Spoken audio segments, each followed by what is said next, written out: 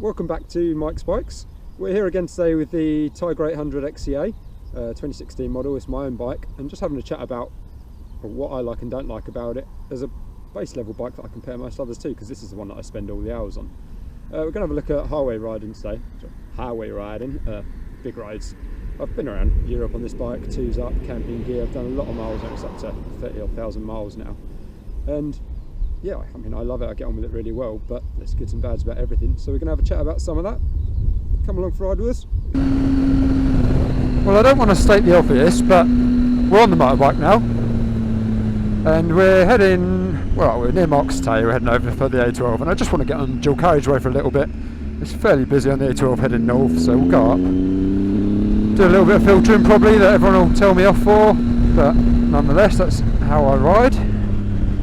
And just have a little chat about what this bike's like if you're doing distances, basically. So as I mentioned in the intro, I'm on the Tiger 800 XCA. It's a 2016 bike, so it's a model old now. They've obviously, well, they brought out a newer 800, then the 900 is out now, so 2 models old in fact. I'm not going to have a chance to open up down this bit, but it's got a good bit of pull. Certainly up to 100, it starts petering out over that. But so yeah, the XCA package on this is the sort of, if you will, top of the line one to show off. And I'll tell you what, it's for the motorway riding and stuff like that, it makes a difference. You might notice that I haven't got the handguards on at the moment. There. So I'm getting a bit of wind blast on my hands, but I've got them off purely because I've had hand mitts on. And they're really good when it's properly cold, but haven't really needed it recently, and I had it serviced, so I took them off for that and not put the guards back on. But yeah, when you got the guards, don't really make a huge deal of difference to the actual wind protection. You still get cold and wet hands. They're just, I think they're more of an aesthetic thing really. They keep a little bit of the branches off if you're riding off road, but they're only plastic. If you drop the bike, they just bend out the way, which you might notice if I lean forward.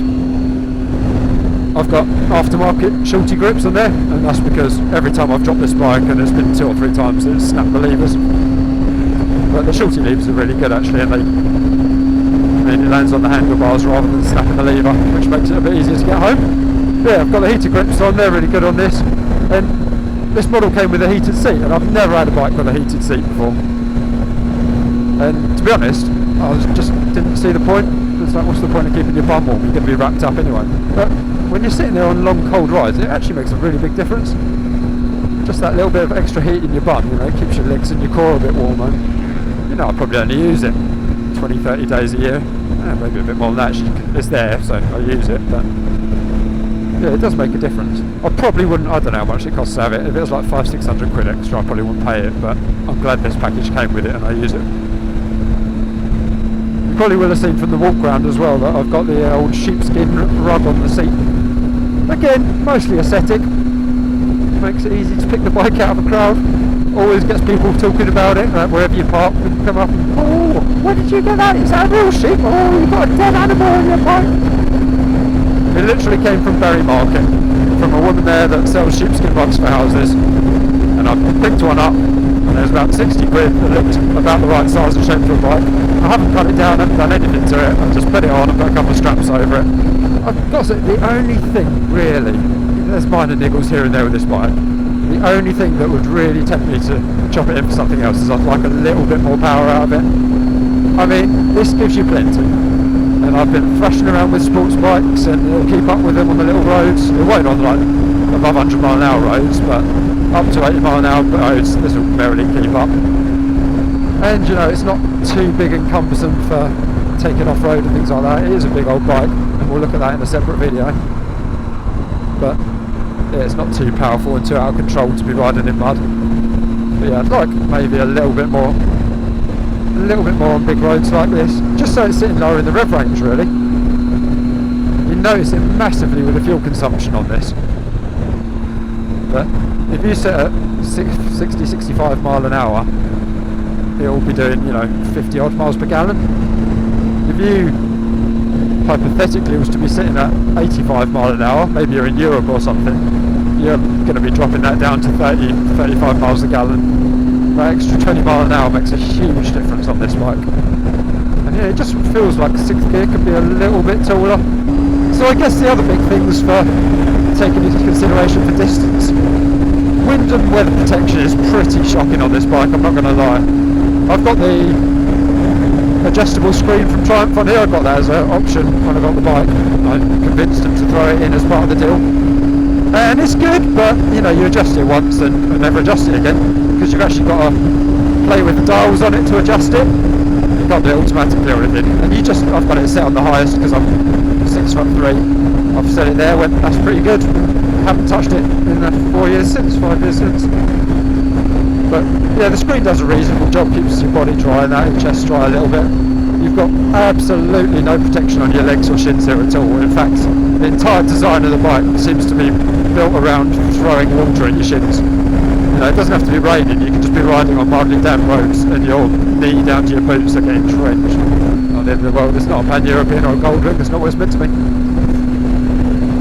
It is, I find, comfy as hell, but I quite merrily do sort of 8-9 hour days on this. And as is always the case, it's much nicer doing that on twisty roads where you're moving around, but even when you're sitting on a motorway for an hour or two, it's not uncomfortable.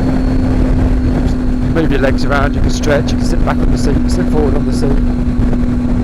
I had a pan-European ST1100 a few years ago, and that was like a luxury carpet. It was gorgeous. You could just sit on that all day and never even shuffle your bum. It's not that good for Tiger, but it's pretty damn good. What else can we say about it on big roads? Mirrors are really good. Lights aren't bad on this. I've got the, again, factory floodlights fitted. They're pretty dazzling for other drivers. That's the only thing I don't like about them. You can't adjust them, they're like in a set position. And if I have them on country roads and stuff, because they do give a good bit of extra light, but you're going to get flashed a lot by other drivers and piss them off, so I tend to not use it unless I'm really in the middle of nowhere. But the time that I do use them is I put them on if I'm filtering in the sort of daylight or twilights at a time. Because you see a lot of riders chuck their full beams on when they're filtering through traffic, and as a car driver, it's infuriating. I absolutely hate it. You're sitting there, and you know a bike's coming because you're absolutely blinded by this light coming up in the side of you. You can't see where they are or judge their distance, so you can't get out of the way properly.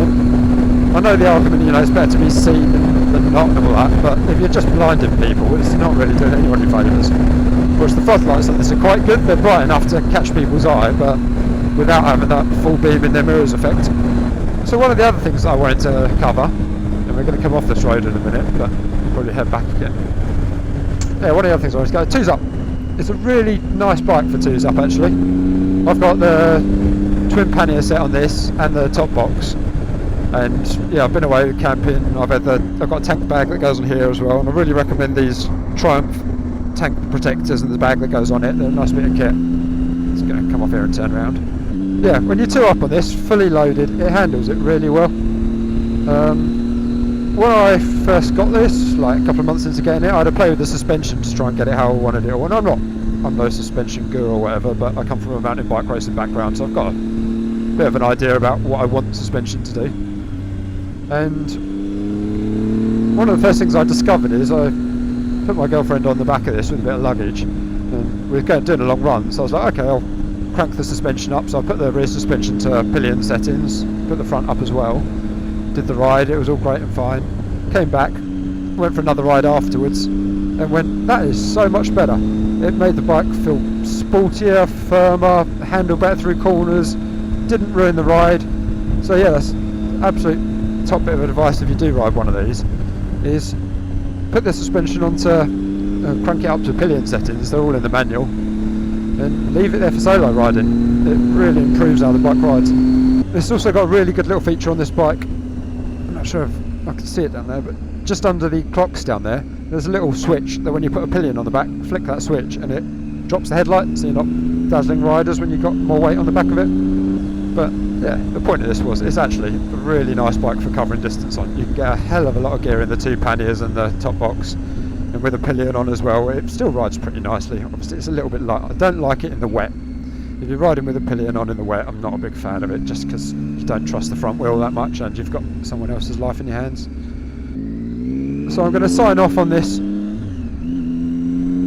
review of highway riding whilst I'm on a single lane in the middle of a little village, which is nowhere near a dual carriage rail motorway, but just say, yeah, it's a really good bike for it actually. It's not a Goldwing or, you know, one of your really big cruisers. It's not that level of comfort, but you've got to expect that really. But it is really comfortable. You can easily all day on it with a sort of bit of practice. It's not too bad on fuel efficiency. The weather protection's pretty so-so. You know, treat it like a naked bike really, wrap up, because you're going to need to. But all round, it's a good 8 out of 10. Do I need to give a unnecessary scoring out of 10? I don't know, I've just talked about it for ages, take what you want from that, but if I had to say it, I'd say it's an 8 out of 10. You could do with a longer top gear, a little bit more torque for the sort of high speed overtakes and cruising, a bit more weather protection, and a bit more hand protection I suppose, but again, compared to most bikes most people are riding, you're lucky to have any really. But yeah, thoroughly recommended. Keep an eye out for, I'm going to do some more reviews of this Tiger 800, because as I said in the intro, this is my day-to-day bike, this is the one I'm riding all the time, so it's kind of what I compare everything to really. And yeah, we're going to do a little video about what it's like around town and in traffic, and I will also at some point have a chat about what it's like to take off-road when I've got time to clean it afterwards, so who knows when that'll be.